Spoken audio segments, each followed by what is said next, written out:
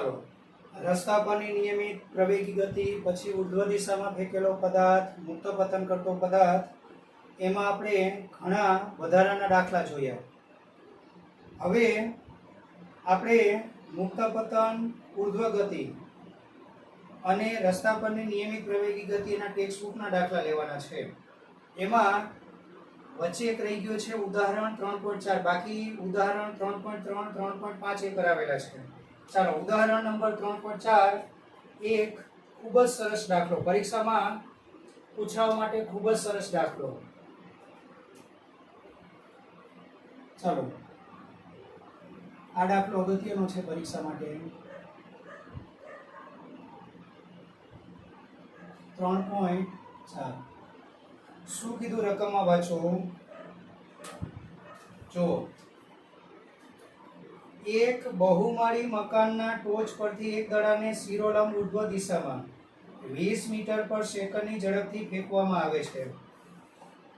એક બહુમાળી મકાનની ટોચ, ધારો કે આ બહુમાળી મકાન, આ જમીન, આ બહુમાળી મકાનની ટોચ. ચાલો, આ ટોચ પરથી તમારે એક પદાર્થને શિરોલંબ ઉર્ધ્વ દિશામાં ફેંકવામાં આવે છે. એટલે અહીંથી આપણે પદાર્થને ઉર્ધ્વ દિશામાં ફેંકીએ છીએ. ચાલો, ઉર્ધ્વ દિશામાં એટલે પહેલા શરૂઆતની ગતિ ઉર્ધ્વ ગતિ થશે. ચાલો, કેટલા વેગથી ફેંકવામાં આવે છે? શિરોલંબ દિશામાં, શિરોલંબ ઉર્ધ્વ દિશામાં 20 મીટર પર સેકન્ડની ઝડપથી ફેંકવામાં આવે છે. એટલે એનો પ્રારંભિક વેગ તમને ખબર છે, 20 મીટર પર સેકન્ડ. ચાલો, દડો જે બિંદુએથી ફેંકવામાં આવે છે, એટલે આપણે ફેંકો ક્યાં? ટોચ પરથી, આ જગ્યાએથી ને, તેની જમીનથી ઊંચાઈ, એટલે આ ઊંચાઈ તમને આપેલી છે. કેટલી? વાંચો જોઈ. દડો જે બિંદુએથી ફેંકવામાં આવે છે તેની જમીનથી ઊંચાઈ 25 મીટર છે. એટલે આ ઊંચાઈ તમને આપેલી છે 25 મીટર.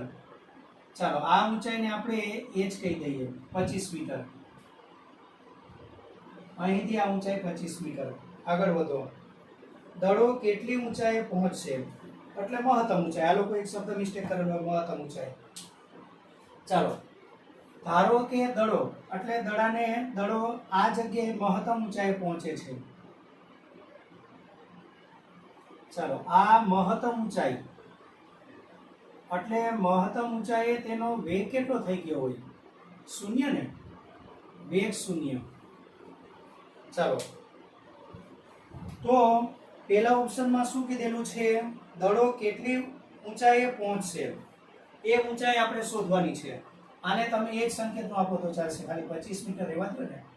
ચાલો, દડો કેટલી મહત્તમ ઊંચાઈએ પહોંચે છે એ ઊંચાઈ આપણે શોધવાની. ચાલો, એ ઊંચાઈને આપણે શું ધારી લેશું? અહીંથી આ ઊંચાઈ h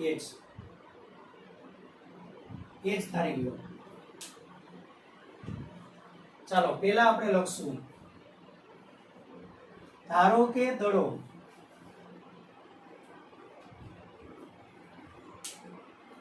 h જેટલી મહત્તમ ઊંચાઈએ પહોંચે છે. ધારો કે દડો, પદાર્થ છે કે દડો? કયો શબ્દ છે જુઓ જોઈએ. એક દડાને. ચાલો, ધારો કે દડો h જેટલી મહત્તમ ઊંચાઈએ પહોંચે છે. મહત્તમ ઊંચાઈએ પહોંચે છે. ત્યાં અંતિમ વેગ v0. ચાલો, થશે આટલું. હવે તમારે અચળ પ્રવેગી ગતિનું એવું સમીકરણ વાપરવાનું છે કે જેમાં બંને વેગ અને અંતર હોય. સમયની કોઈ વાત નથી, એટલે આપણે કયું સમીકરણ લઈ લઈશું? આ ત્રીજું સમીકરણ લઈ લો. ચાલો, માટે અચળ પ્રવેગી ગતિનું સમીકરણ, અચળ પ્રવેગી ગતિનું સમીકરણ. ચાલો ત્રીજા સમીકરણ પરથી જવાનું છે, એટલે એ તમારું સૂત્ર કયું આવશે? v square minus v0 square is equal to 2ax. ચાલો કિંમત બધી મૂકતા જાઓ. v એટલે અંતિમ વેગ આ જગ્યાનો, એટલે તમારી અત્યારની ગતિ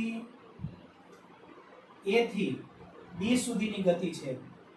a થી b સુધીની ગતિ એટલે તમારું પ્રારંભિક બિંદુ a કહેવાય. આ પ્રારંભિક ને a, આ અંતિમ બિંદુ b.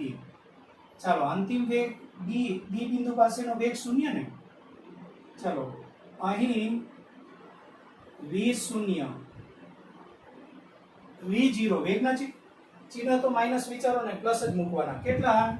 20 મીટર પર સેકન્ડ.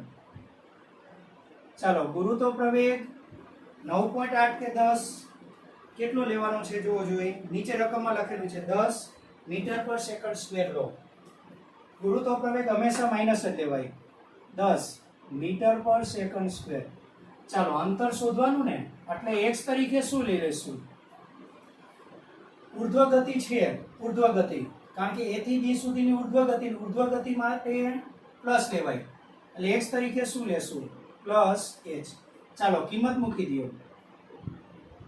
તો v સ્ક્વેર એટલે 0 નો વર્ગ માઇનસ v0. v0 કેટલા છે? 20 ને, 20 નો વર્ગ. ચાલો ઇઝ ઇક્વલ ટુ 2. પ્રવેગ કેટલો? a માઇનસ 10 અને x તરીકે શું? Plus h. ચાલો આ લખવાની જરૂર નથી, એટલે માઇનસ 20 નો વર્ગ એટલે 20 ગુણ્યા 20 કહેવાય ને આ બાજુ. ચાલો આ બાજુ ચિહ્ન આગળ લઈ લો, માઇનસ 10 દુ 20 h. ચાલો બંને બાજુથી શું થશે? માઇનસ ચિહ્ન કેન્સલ થઈ જાય, એક વખત 20 કેન્સલ થઈ જાય, એટલે પ્રાપ્ત કરેલ મહત્તમ ઊંચાઈ કેટલી થશે? h. ચાલો માટે h બરાબર તમારો જવાબ શું આવે? 20 મીટર. ચાલો આ તમારો પેલો ઓપ્શન a b c લખેલું છે, તો અહીંયા એ કહી દે. હવે આગળ રકમ વાંચો. ઓપ્શન બી વાંચો. દડો કેટલી મહત્તમ ઊંચાઈ પહોંચશે? તો એ આપણે ઓપ્શન એમાં શોધી લીધું 20 મીટર. ઓપ્શન બી વાંચો. દડો જમીનને અથડાય તે પહેલા કેટલો સમય લાગશે? હવે ટોટલ સમય શોધવાનો. એટલે દડાને તમે ધારો કે કિનારી હોય ને, ધારો કે આ ટાવરની કિનારી છે, તો એ કિનારેથી થોડું બહાર ઉપર તરફ ફેંકેલો છે, થોડીક બહારની સાઈડ, એટલે ઉપર જઈ પછી નીચે પડશે. એ ટોચ પર નહીં પડે, કારણ કે એનાથી થોડુંક બહારથી ફેંકેલો છે. ચાલો હવે જમીન પર પહોંચતા ટોટલ કેટલો સમય લાગે? એટલે એને અહીંથી અહીં જવા માટે ધારો કે t1 સમય લાગે છે, ત્યાંથી ફરી પાછું. ચાલો આ a થી b સુધીની ગતિ. પછી આપણે ખરેખર એ ગતિ અહીંયા જ હોય, પણ બધું ભેગું ન થઈ જાય, એટલે હું એ સરળતા માટે બાજુમાં બતાવું છું. a થી b સુધીની ગતિ. પછી ત્યાંથી એ શું ક્યાં પડવા લાગશે? નીચે. ધારો કે એ સમયને t2 લાગે છે. ખરેખર આ પદ છે ને અહીંયા જશો, અહીંયાથી ઉપર જાય, ત્યાં એક ક્ષણ માટે સ્થિર થઈ જાય, પછી નીચે આવશે, થશે ને. એટલે ખરેખર આ પથ અહીંયા જ હોય, પણ બધું એક જ જગ્યાએ દોરી દઈશ તો તમને કન્ફ્યુઝ થશે, એટલે બાજુમાં સરળતા માટે દોરેલું છે. ચાલો હવે આપણે કુલ સમય એટલે t1 + t2 શોધવાનું. Option B. ચાલો આપણે પહેલા t1 સમય શોધી લ્યો અને બિંદુઓના નામ આપી દો a થી b, અને આ જમીન પર પડે તે બિંદુ કયું? c. ચાલો ધારો કે આ a થી b એટલે મહત્તમ ઊંચાઈ પહોંચવા માટે લાગતો સમય. ધારો કે દડાને મહત્તમ ઊંચાઈએ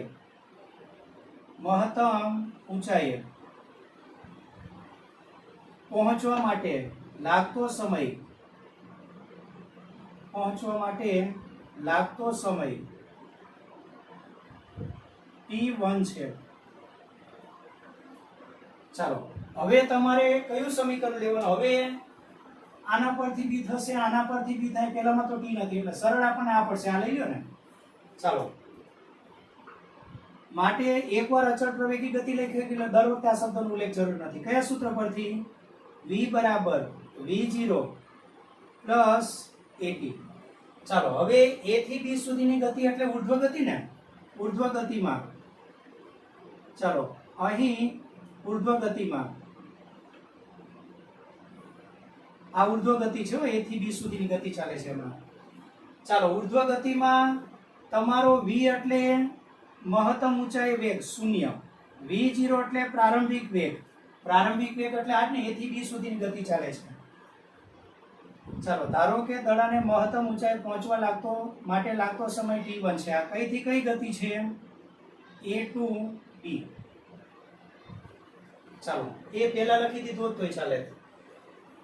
v બરાબર 0, v0 એટલે તમારું a પાસેનો વેગ કેટલો? 20. એમાં તો ચિહ્ન કંઈ વિચારવાનું નથી, પ્લસ જ મૂકવાનું. ચાલો ગુરુત્વ પ્રવેગ કેટલો લેવાનો છે? -10. કોઈ બી ગતિમાં એ તો પ્લસ જ લેવાય, મીટર પર સેકન્ડ સ્ક્વેર. બરાબર t શોધવાનો એ સમયને આપણે શું સંકેત આપ્યો છે? t1. એ તો પ્લસ જ લેવાય. ચાલો કિંમત મૂકી દો તો તમારું પદ શું આવશે? આ ચાલો કિંમત મૂકો તો આ પદ શું આવશે? માટે આ શૂન્ય તમારું. ચાલો v0 કેટલા છે જોવો જોઈએ. સોરી, ચિહ્ન વેગમાં તો ચિહ્ન આપવાનું ન હોય તો પ્લસ જ હોય. v0 કેટલા? 20. ગુરુત્વ ચાલો પ્રવેગ a તરીકે શું લેવાનું છે? -10. અને સમય t1 તરીકે આપણે શું ધારેલું છે? t1. ચાલો આને આ બાજુ લઈ જાઓ એટલે તમારું આ પદ શું આવશે? પ્લસ થઈ જાય ને. 10t1 is equal to 20. 10 છેદમાં જાય તો t1 બરાબર કેટલા? 2 સેકન્ડ. એટલે દડાને ટાવરની ટોચ પરથી મહત્તમ ઊંચાઈ પહોંચવા માટે લાગતો સમય 2 સેકન્ડ હશે. હવે અહીંથી અહીં પહોંચવા માટે લાગતો સમય t2 શોધી લ્યો. ચાલો હવે આપણે કઈથી કઈ ગતિ લેવાની છે? b થી c. ચાલો કયો સમય ધારશું? ટાવરની ટોચથી તળિયે પહોંચવા માટે લાગતો સમય. ધારો કે દડાને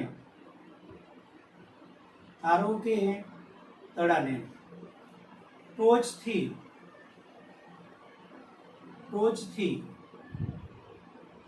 તળિયે પહોંચતા લાગતો સમય. તળિયે પહોંચતા લાગતો સમય t2 છે. એટલે આ a to b છે ને એ શરૂઆતમાં લખી દેજો ને.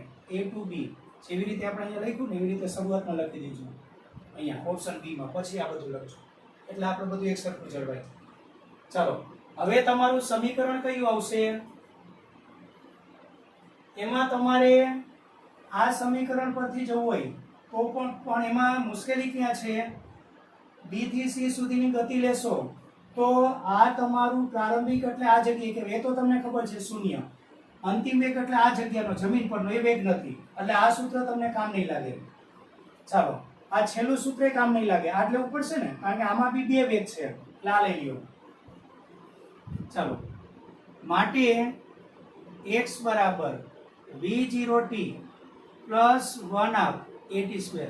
ભાઈ ઘણા વિચારો કેમ કામ નો લાગ્યો? કારણ કે હવે તમે b થી c સુધીની ગતિ લેશો તો આ તમારો પ્રારંભિક વેગ એટલે આ બિંદુ પાસેનો, અંતિમ વેગ એટલે c બિંદુ પાસેનો એ તો નથી. એટલે એ શોધવા કરતા એક કામ કરો, એ સૂત્રને જ માંડી વાળો. જેમાં પ્રારંભિક અને અંતિમ વેગની જરૂર પડતી હોય 2 સૂત્ર માંડી વાળો. એટલે આ સૂત્ર લઈ ગયો. ચાલો હવે આમાં શું કરશું? અને b થી c સુધીની ગતિ કઈ કહેવાય? મુક્ત પતન. કારણ કે b બિંદુ પાસે પદાર્થ ક્ષણિક કેવો થઈ ગયો? સ્થિર ને. એટલે આ નીચે આવવાની શરૂઆત કઈ સ્થિતિમાંથી કરે છે? સ્થિર સ્થિતિમાંથી. એટલે મુક્ત પતન કહેવાય. ચાલો મુક્ત પતન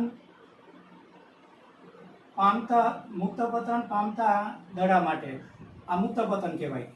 ચાલો એનો પ્રારંભિક વેગ v0 એ 0 કહેવાય ને. સમય t તરીકે t2 લેવાનું. પ્રવેગ તરીકે કેટલો લેવાનો છે? a તરીકે -10. ગુરુત્વ પ્રવેગ તો બંને ગતિમાં માઇનસ જ લેવાય, 10 મીટર પર સેકન્ડ સ્ક્વેર. હવે જોજો અંતર. ચાલો મુક્ત પતન છે ને એટલે કઈ દિશાની ગતિ કહેવાય? ઋણ y. તો એ અંતર તરીકે તમારે માઇનસ લેવાનું. અંતર તરીકે માઇનસ. ચાલો અંતર કેટલું આવશે? ટોટલ અંતર આ આવશે બી થી સી સુધીની ગતિ એટલે આને. ચાલો એટલે તમારું અંતર એટલે કયું કયું? અહીંથી આ h પ્લસ આ કેટલું 25 એટલે h પ્લસ 25 થશે ને આટલું. ચાલો આ 25 અને અહીંયાથી આ અંતર કેટલું? h, પણ h તો આપણે મેળવી લીધેલું છે. ચાલો 25 પ્લસ h, 25 અને h કેટલા હતા? 20 ને. h કેટલા? 20. તો 25 ને 20 45, પણ કેવા? માઇનસ. અને એકમ કયો? મીટર. ચાલો કિંમત મૂકી દો. માટે x બરાબર x તરીકે લેવાનું છે -45. ચાલો x તરીકે આ બરાબર વચાય છે ને, થોડુંક આ બાજુ લખી દઉં. ચાલો આ પદ તમારું થશે -25 અને h તરીકે 20. તો આગળ માઇનસના માઇનસ, 25 ને 20 45 અને અંતરનો એકમ કયો? મીટર. ચાલો હવે કિંમત મૂકી દો. x તરીકે કેટલા લેવાના છે? -45.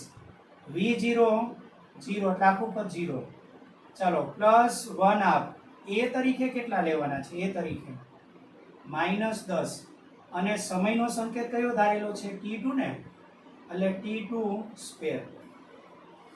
ચાલો થશે આટલું. આ કેટલાય ભાગ ચાલે? 5 5 દુ 10. ચાલો શું થવાનું છે તમારું પદ? આ પદ -45 ઇઝ ઇક્વલ ટુ, આ તો લખવાની જરૂર નથી શૂન્ય, એટલે આ ચિહ્ન અહીં આગળ આવી જાય, એટલે -5 t2 સ્ક્વેર. ચાલો બંને બાજુથી શું થવાનું? માઇનસ કેન્સલ થશે. 5 છેદમાં એટલે કેટલાય ભાગ ચાલે? 9. 9 × 45 ને, તો t2 square is equal to 9. t2 square is equal to 9. માટે t2 બરાબર 3 સેકન્ડ. હવે ઘણાને વિચાર આવે કે ભાઈ વર્ગમૂળ સ્ક્વેર દૂર કરીએ એટલે +1 -3 આવે, પણ સમય કોઈ દિવસ માઇનસ નો એટલે પ્લસ કહેવાય. ચાલો તો દડાને જમીન પર કે તળિયે પહોંચતા લાગતો કુલ સમય. ચાલો કુલ સમય કેટલો? તો ટોચ પરથી મહત્તમ ઊંચાઈ જવા માટે લાગતો સમય t1 એટલે કે 2 સેકન્ડ, અને અહીંથી અહીંયા જવા માટે 2 સેકન્ડ ને ત્યાંથી નીચે આવવા માટે 3 સેકન્ડ. તો ટોટલ 3 ને 2 5 સેકન્ડ. આમ દડાને ચાલો જમીન પર કે તળિયે પહોંચતા લાગતો કુલ સમય ચાલો કેટલો થવાનો છે? t1 plus t2 is equal to 2 plus 3 બરાબર 5 સેકન્ડ થશે. ચાલો બાળકો, આપણે ઉર્ધ્વ દિશામાં ફેંકેલો પદાર્થ અને મુક્ત પતન પામતો પદાર્થ એમાં ઉદાહરણ 3.4 કરેલો હતો. હવે એના જેવો જ એક દાખલો, સ્વાધ્યાયનો દાખલા નંબર 3.10. ચાલો સ્વાધ્યાયનો દાખલા નંબર 3.10.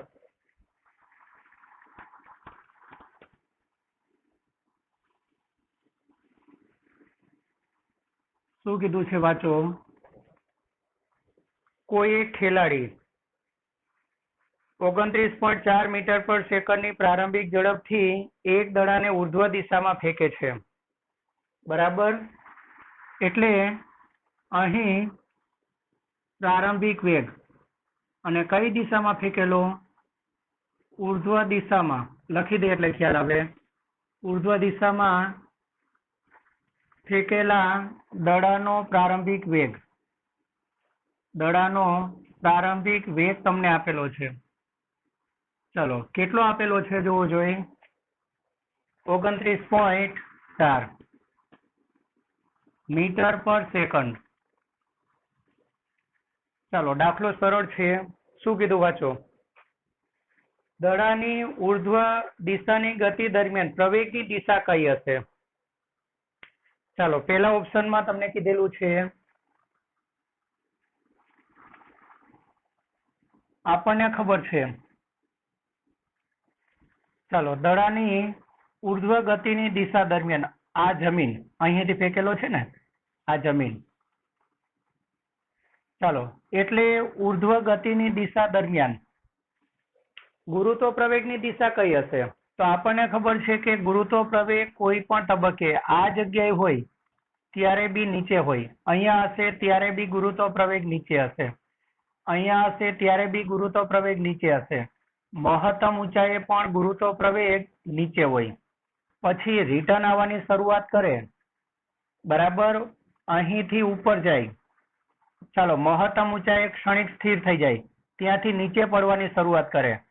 એટલે આના વેગની દિશા બદલાયા કરે પણ સમગ્ર ગતિ દરમિયાન પ્રવેગની દિશા એક જ હોય. કઈ બાજુ? અધો દિશામાં, નીચે તરફ, અધો દિશામાં, પૃથ્વીના કેન્દ્ર તરફ. ચાલો, એટલે આપણને ખબર છે કે ઉર્ધ્વ દિશામાં ફેંકેલો પદાર્થ કોઈ બી ઊંચાઈએ હોય, કોઈ બી જગ્યાએ હોય, જતી વખતે હોય કે પાછા ફરતી વખતે હોય, દરેક વખતે તેના પ્રવેગની દિશા હંમેશા અધો દિશામાં, નીચે તરફ, પૃથ્વીના કેન્દ્ર તરફ જ હોય. ચાલો, એટલે આપણો જવાબ શું આવશે? દડાની ઉર્ધ્વ દિશાની ગતિ દરમિયાન પ્રવેગની દિશા કઈ હશે? તો આપણે અહીં લખી શકાય. ચાલો, દડાની સમગ્ર ગતિ દરમિયાન, દડાની સમગ્ર ગતિ દરમિયાન, ચાલો, તેના પર લાગતા પ્રવેગ, પ્રવેગ એટલે ગુરુત્વ પ્રવેગ જી, ગુરુત્વ પ્રવેગ ની દિશા કોઈ પણ તબક્કે, દિશા કોઈ પણ ક્ષણે કે કોઈ પણ તબક્કે, કોઈ પણ ક્ષણે, ચાલો, કઈ દિશામાં હશે? અધો દિશામાં. અધો દિશા એટલે મેં તમને ત્યારે બી કીધેલું હતું કે આ ઊભી દિશા છે ને એને શિરોલંબ કહેવાય, શિરોલંબ. એમાં આને ઉર્ધ્વ કહેવાય, આને અધો દિશા કહેવાય, અને બંનેને સંયુક્ત રીતે શિરોલંબ દિશા કહેવાય. એટલે અહીં નીચે તરફ હોય એટલે અધો દિશામાં, ઘણી વખત શિરોલંબ અધો દિશામાં આવું પણ બોલાય. ચાલો, દડાની સમગ્ર ગતિ દરમિયાન તેના પર લાગતા પ્રવેગની દિશા કોઈ પણ ક્ષણે અધો દિશામાં, અને કૌંસમાં લખશું પૃથ્વીના કેન્દ્ર તરફ, પૃથ્વીના કેન્દ્ર તરફ હશે. ચાલો, પેલો જવાબ તમારો આ આવે છે. આગળ વાંચો બીજો ઓપ્શન. આમાં તમારા કન્સેપ્ટ જ બધા ક્લિયર કરવાના છે. આ દાખલામાં તેની ગતિના મહત્તમ ઊંચાઈ વાળા બિંદુએ દડાનો વેગ અને પ્રવેગ કેટલો હશે? મહત્તમ ઊંચાઈ. ચાલો, ધારો કે આ મહત્તમ ઊંચાઈએ છે, આ જમીન, બરાબર. ચાલો, આ મહત્તમ ઊંચાઈ. તો આ મહત્તમ ઊંચાઈએ આપણને ખબર છે કઈ વસ્તુ શૂન્ય થાય? વેગ. અને મહત્તમ ઊંચાઈ હોય કે ગતિપથના અન્ય કોઈ ઊંચાઈએ ગુરુત્વ પ્રવેગ તો એને છેક સુધી હોય જ, અને એ કઈ બાજુ હોય? નીચે તરફ હોય કે નહીં? ચાલો, એટલે મહત્તમ ઊંચાઈએ દડાનો વેગ શૂન્ય હોય જ્યારે ગુરુત્વ પ્રવેગ 9.8 મીટર પર સેકન્ડ સ્ક્વેર જેટલો અધો દિશામાં હોય છે. ચાલો, એટલે આપણે શું લખશું આનો જવાબ? મહત્તમ ઊંચાઈએ દડાનો વેગ, વેગ એટલે અંતિમ વેગ, પ્રારંભિક વેગ જે અહીંયા હોય તે, પ્રારંભિક વેગ તો તમારો જે આ છે તે, એટલે અહીં V0 અને અહીં આ પ્રારંભિક વેગ 29.4, અંતિમ વેગ અહીંયા શૂન્ય થઈ જશે. એટલે જેમ જેમ ઉપર જાય તેમ વેગ ઘટતો જાય. એક જગ્યાએ એવી આવી હશે કે વેગ આના કરતા અડધો થઈ ગયો હશે, ચોથા ભાગનો, આઠમા ભાગનો, 1000મા ભાગનો, 2000મા ભાગનો, છેલ્લે સ્થિર થઈ જાય. ચાલો, મહત્તમ ઊંચાઈએ દડાનો વેગ v બરાબર 0 તથા તે જગ્યાએ તેનો પ્રવેગ તેનો પ્રવેગ g 9.8 મીટર પર સેકન્ડ સ્ક્વેર જેટલો અને કઈ દિશામાં હશે એ પણ લખી દો. ચાલો, કઈ દિશામાં હશે? અધો દિશામાં હશે. એટલે ઉર્ધ્વ દિશામાં ફેંકેલો પદાર્થ કોઈ બી જગ્યાએ જ્યાં સુધી એ પૃથ્વીના ગુરુત્વાકર્ષી ક્ષેત્રમાં બહાર ન જાય, ગુરુત્વાકર્ષી ક્ષેત્રમાંથી બહાર ન જાય ત્યાં સુધી દર વખતે એને ગુરુત્વ પ્રવેગ તો હોય જ. મહત્તમ ઊંચાઈએ પહોંચે ત્યારે એને એનો વેગ શૂન્ય થઈ ગયો હોય, પણ એને પ્રવેગ તો છેક સુધી 9.8 જ હોય. એટલે મહત્તમ ઊંચાઈએ પણ એને પ્રવેગ કેટલો હશે? 9.8 મીટર પર સેકન્ડ સ્ક્વેર, જે અધો દિશામાં હશે. ચાલો આગળ વધીએ. એના પછીનું વાંચો, ત્રીજો ઓપ્શન વાંચો.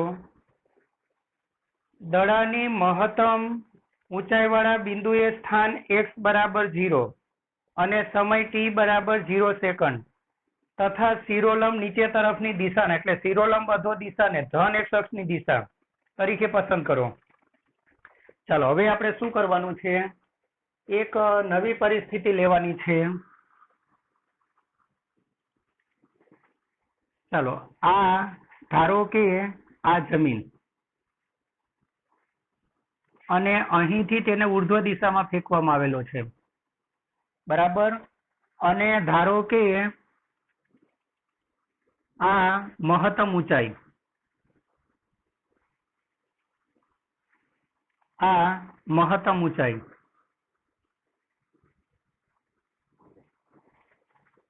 હવે તમારે શું કરવાનું છે? આ મહત્તમ ઊંચાઈ વાળું જે બિંદુ છે ને, એને ઉગમ બિંદુ તરીકે લેવાનું, આને ઉગમ બિંદુ તરીકે લેવાનું, બરાબર? ચાલો, ઉગમ બિંદુ તરીકે લેવાનું. અને આપણે શું કરીએ છીએ? ઉપરની દિશા ધન y, નીચેની દિશા ઋણ y. પણ આમાં અલગ પરિસ્થિતિ વિચારવાની છે.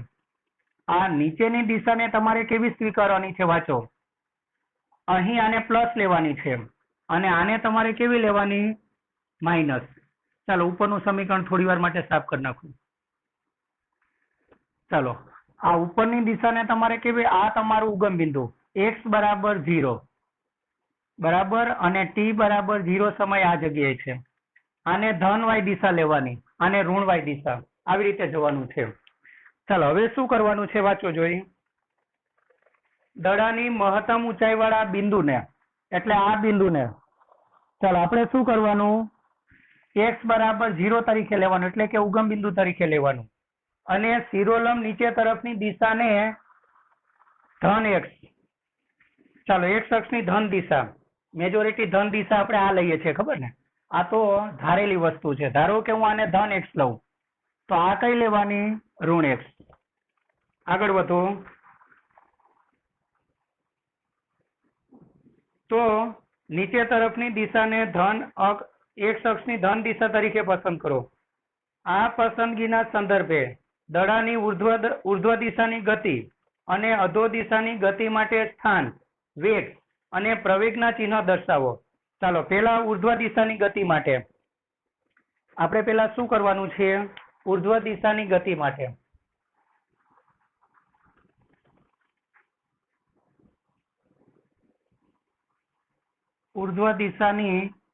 માટે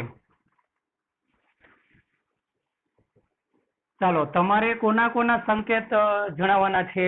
સ્થાન, વેગ અને પ્રવેગ. ચાલો, ઉર્ધ્વ દિશાની ગતિ માટે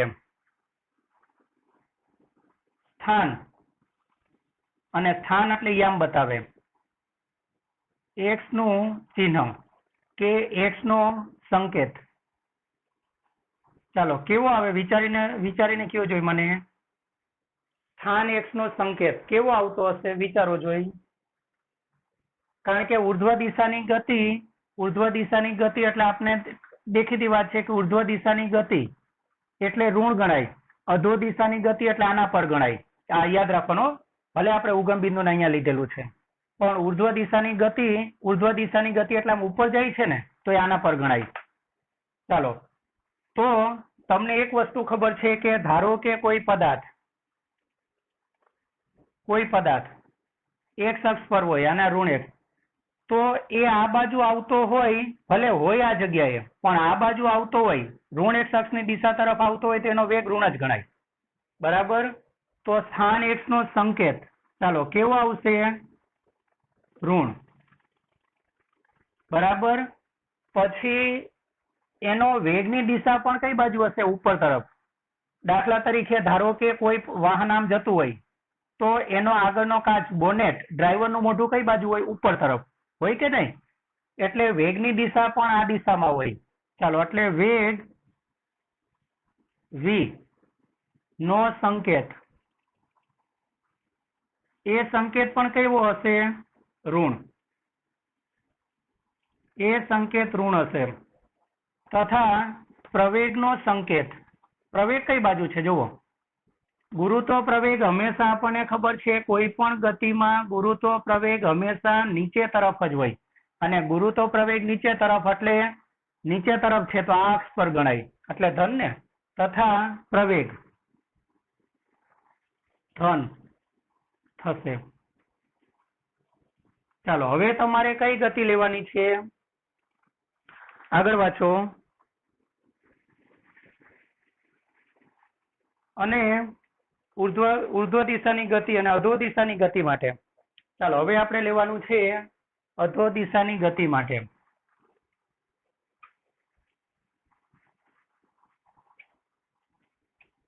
અધો દિશાની ગતિ માટે સંજ્ઞા પદ્ધતિ આ જ જાળવવાની હો. અધો દિશાની ગતિ માટે ચાલો, અધો દિશાની ગતિ માટે તમે જોવો. હવે તમારે અધો દિશાની ગતિ લેવાની છે એટલે આ બાજુ. ચાલો, અધો દિશાની ગતિ એટલે નીચે તરફ ને. આમાં તમારે કઈ બાજુની ગતિ લેવાની હતી? ઉપર તરફ.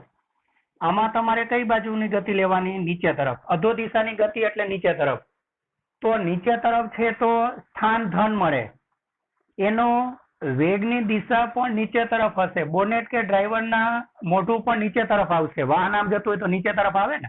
વાહન તો આપણે ધારેલું છે, વાહન આમ હવામાં થોડું ઉપર નીચે થાય, ખાલી સમજવા માટે. અને પ્રવેગની દિશા એ તો કાયમી નીચે તરફ હોય એટલે પ્રવેગ ધન, એટલે અહીં 3 એ 3 ધન આવશે. ચાલો, અધો દિશાની ગતિ માટે આપણે શું ધારશું? સ્થાન x નો સંકેત ધન. સ્થાન x નો સંકેત ધન. બરાબર. વેગનો સંકેત પણ ધન. વેગ v નો સંકેત ધન. ખ્યાલ આવે છે ને કેમ? કારણ કે અધો દિશાની ગતિ એટલે નીચે તરફ. તમે ઉગમ બિંદુ કઈ જગ્યાએ લીધેલું છે એની સાથે બહુ મહત્વ આપણે રાખવાનું નથી. આપણે તો ખાલી જોવાનું ઉપર તરફની ગતિ એટલે ઋણ x અક્ષની દિશા, નીચે તરફની ગતિ એટલે ધન x અક્ષની દિશા. ચાલો, સ્થાન x નો સંકેત ધન, વેગ v નો સંકેત ધન, તથા પ્રવેગ. પ્રવેગ એટલે ગુરુત્વ પ્રવેગ, એ પણ ધન x અક્ષની દિશામાં આવવાનું. ગુરુત્વ પ્રવેગ પણ કેવો મળશે? ધન મળે. ચાલો, આ તમારો ત્રીજો ઓપ્શન સી. એના પછી ડી જોવો. ચાલો, એના પછી જોવો શું કીધું છે, વાંચો.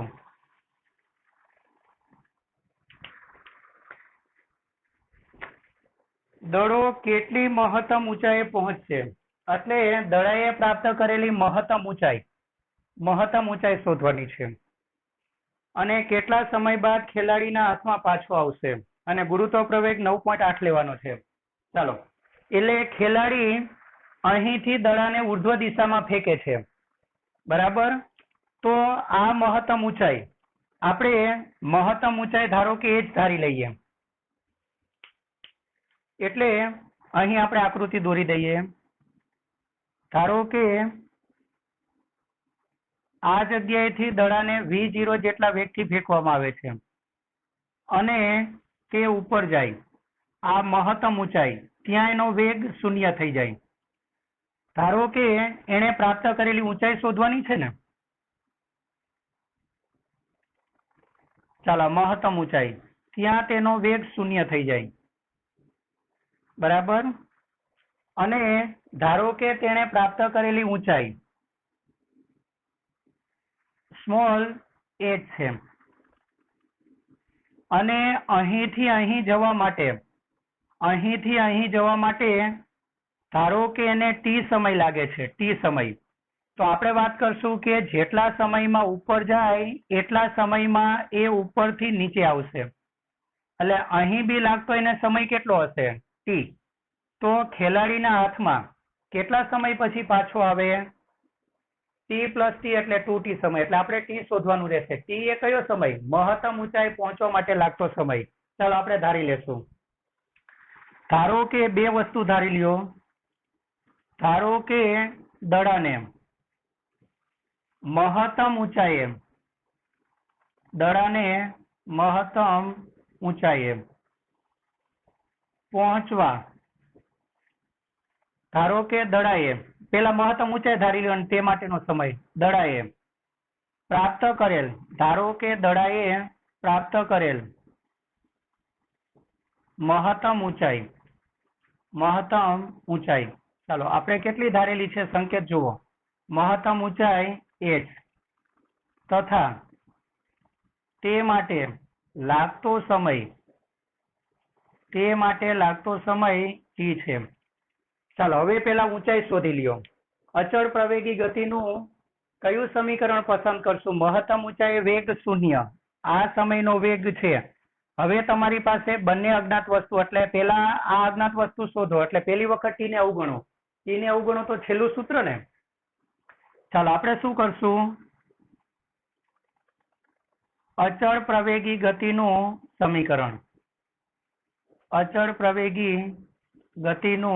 સમીકરણ, ચાલો કયું સમીકરણ પસંદ કરશું?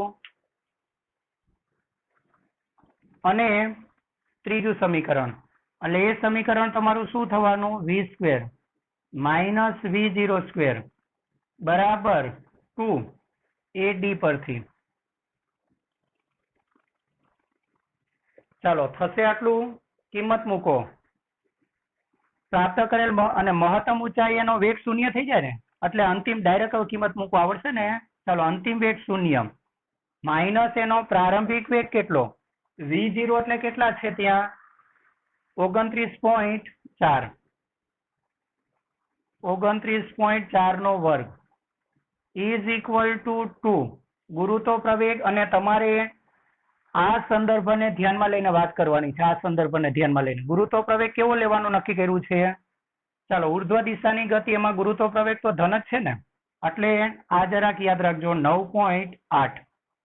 ચાલો એટલે આ તમારે આ શરતને ધ્યાનમાં લઈને જવાનું છે. કાયમી આ શરત નથી હોતી, આ તો માત્ર આ દાખલામાં જ આ શરત સ્વીકારેલી છે. ગુરુત્વ પ્રવેગ 9.8 અને અંતર આપણે કેટલું ધારેલું છે? પ્રાપ્ત કરેલ ઊંચાઈ h.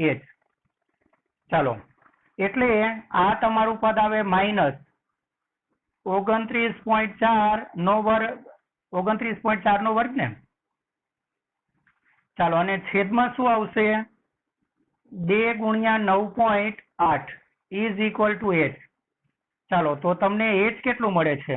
h બરાબર આમાં સાદુરૂપ આપી દઈએ 29.4 ગુણ્યા 29.4, અને આ માઇનસ નહીં થાય કારણ કે માઇનસ આ અંદર કાઉન્સની અંદર માઇનસ હોત તો એનો વર્ગ પ્લસ થાત. આ તો 12 છે એટલે 12 નો માઇનસ તો માઇનસ જ રહે. 29.4 ગુણ્યા 29.4 ભાગ્યા 2 ભાગ્યા 9.8. ચાલો એટલે 44.1 અને ચિહ્ન કેવું રહી જવાનું? Minus 44.1 metre. ચાલો એટલે તમારી ઉર્ધ્વ દિશાની ગતિ હતી. ઉર્ધ્વ દિશાની ગતિમાં આપણને ખબર છે સ્થાન x કેવું આવે? ઋણ ને. સ્થાન આપણે x ની જગ્યાએ એક ધાર્યું ઊંચાઈ હોવાથી ઋણ આવે. ચાલો હવે બીજું શું શોધવાનું છે? સમય ને. સમય માટે આપણે શું કરશું? પેલું સમીકરણ લઈ લો ને, એ જ વધારે અનુકૂળ આવશે. ચાલો v બરાબર v0 પ્લસ at. ચાલો v બરાબર v0 પ્લસ at થશે આટલું. ચાલો હવે આપણે આમાં કિંમત મૂકી દઈએ. મહત્તમ ઊંચાઈ એનો વેગ કેટલો હોય? મહત્તમ ઊંચાઈ વેગ 0 થાય કે નહીં? મહત્તમ ઊંચાઈ વેગ 0. v0 વેગની દિશા કઈ હોય? ઉર્ધ્વ દિશાની ગતિની વાત છો. વેગની દિશા ઉપર તરફ હોય. ચાલો હવે ઘણાને વિચાર આવે ભાઈ તમે અહીંયા વેગની દિશાની વાત કરો છો તો અહીંયા કેમનું મૂક્યું? તો અહીંયા મૂકવાનું હતું પણ એ ક્યાં મૂકવાનું હતું? V0 ની જગ્યાએ. અને V0 ની જગ્યાએ જે આવે એ તો કાઉન્સમાં આવવાનું ને. અને માઇનસ નો વર્ગ એટલે કેવું થઈ જાય? પ્લસ. એટલે કન્ફ્યુઝ થતા હોય તો અહીંયા મૂકી દો એટલે ખ્યાલ આવે. ચાલો, એટલે તમારે બાકીના અન્ય દાખલામાં આવું નથી કરવાનું હતું. અન્ય દાખલામાં તો આપણે ખબર છે કે આપણે ત્યાં બે જ વસ્તુના ચિહ્ન મૂકવાનો હોય, ગુરુત્વ પ્રવેગ અને અંતર. બાકીના ચિહ્ન મળે. પણ આ દાખલો સ્પેશિયલ અલગ કેસ તરીકે વિચારેલો છે, એટલે આમાં તમારે વેગનું ચિહ્ન બી આપવું પડશે. આ એક અલગ પ્રકારનો દાખલો, વિશિષ્ટ કેસ કહેવાય આ, કારણ કે આમાં ધારેલી વસ્તુ છે. ચલો, એટલે V તમારું શૂન્ય. V0 કેટલા? V0 એટલે અહીંયા કેટલા લેવા પડે? માઇનસ. માઇનસ કેમ લેવા પડે? જુઓ, સ્થાન x નો સંકેત ઋણ, જે આપણે મેળવી લીધો. વેગનો સંકેત પણ ઋણ હોય, એટલે વેગ આ તો શૂન્ય છે એટલે ધન ઋણ લેવાનો કોઈ પ્રશ્ન જ નથી. આ વેગનો સંકેત ઋણ એટલે માઇનસ કેટલા? V0 કેટલા? 29.4. ચાલો, પ્લસ ગુરુત્વ પ્રવેગનું ચિહ્ન કેટલું લેવાનું? ઉર્ધ્વ દિશાની ગતિ છે, ગુરુત્વ પ્રવેગનું ચિહ્ન કેવું લેવાનું? ધન ને. કેટલા? 9.8 અને ઇન્ટુ t. ચાલો, આ બાજુ આવે એટલે પ્લસ થઈ જાય, એટલે 29.4 ઇઝ ઇક્વલ ટુ 9.8 t. હવે તમે વિચાર કરજો, અહીંયા લોજિક બી એક કામ લાગે છે કે ધારો કે મેં આ જો પ્લસ લીધું હોત, પ્લસ, બરાબર, તો આ પદ આ બાજુ હોય તો માઇનસ, તો સમય કેવો મળે? માઇનસ. શું સમય ક્યારે ઋણ શક્ય છે? તો ના. એટલે લોજિકલી વિચારો તો બી ખબર પડે કે આ પદ તમારે માઇનસ લેવું પડે, કારણ કે ગુરુત્વ પ્રવેગને આપણે પ્લસ સ્વીકારેલું છે એટલે.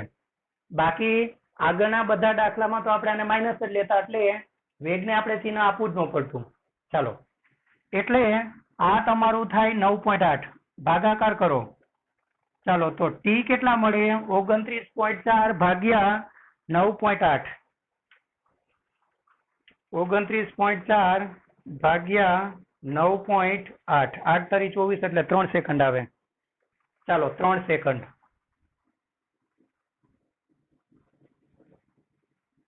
થશે આટલું? ચાલો, માટે દડો કેટલા સમય પછી ખેલાડીના હાથમાં આવશે? એટલે એને જમીન પરથી મહત્તમ ઊંચાઈ પહોંચવા માટે 3 સેકન્ડ લાગે, તો ત્યાંથી ફરી પાછો જમીન પર પહોંચવા માટે સેમ એટલો સમય લાગે.